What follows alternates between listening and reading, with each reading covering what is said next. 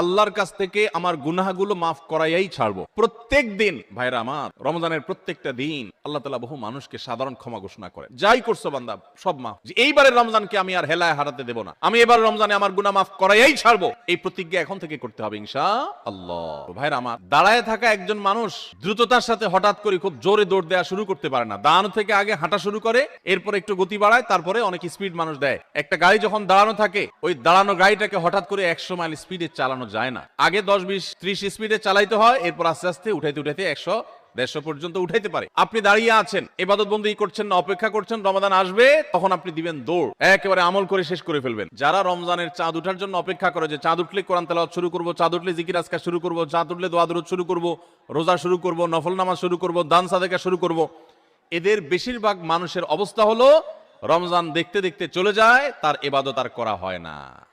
এই জন্য রমজানের আগে থেকেই যে আমলগুলো আপনি রমাদানে করবেন